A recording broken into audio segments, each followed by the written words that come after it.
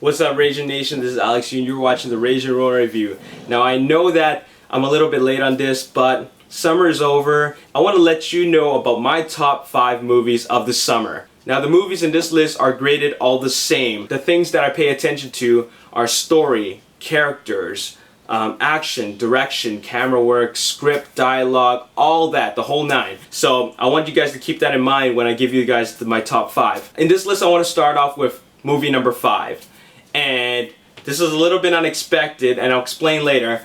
My number 5 movie of the summer is Transformers: Dark of the Moon. My number 4 movie is Fast 5, the 5th installment of the Fast and Furious franchise. Number 3 is a lesser known film. It's an independent film. It's called Another Earth. And a lot of you guys didn't watch it, but it is like a full-on drama. It had memorable characters and a very engaging story. My number 2 movie in my top 5 list is X-Men First Class. X-Men First Class is such an amazing movie.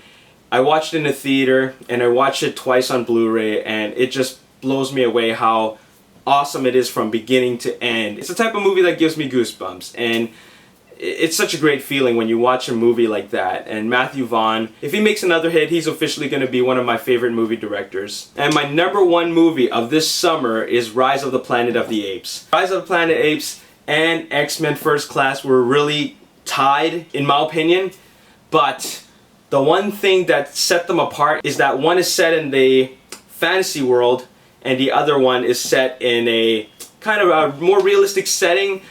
Who knows if that can really happen, and that was very thought-provoking to me. X-Men First Class was great because it tied everything together with the other movies, but Rise of the Planet of the Apes, it did the same thing, plus it made you think more at the end of the movie. It was very thought-provoking because at the end of the movie you were just talking about it, about what could happen.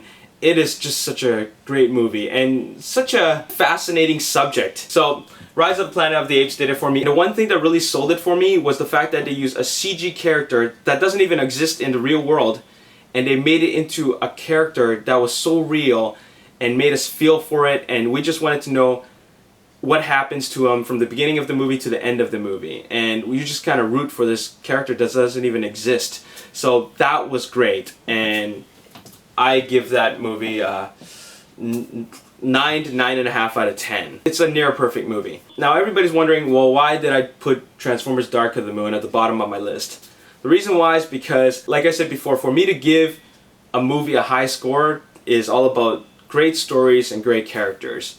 And I think that the movie was very entertaining. It blew me away. It's a movie that just like fired up on all cylinders, and it was a ride film. It's the type of movie that made me want to watch it like 6 times, and that's what I did. I watched it 6 times in the theater in 3D, and every time it entertained me. And it is my favorite movie of the summer. The reason why it's my favorite movie of the summer is because I had the most fun watching this movie. Anyways, I just wanted to share that with you. Why don't you guys let me know what your top 5 movies of the summer are? If you didn't even watch 5 movies, let me know your top 3. I'm sure you watched 3 movies in the summer. It was just a whole fanboy summer fest this summer.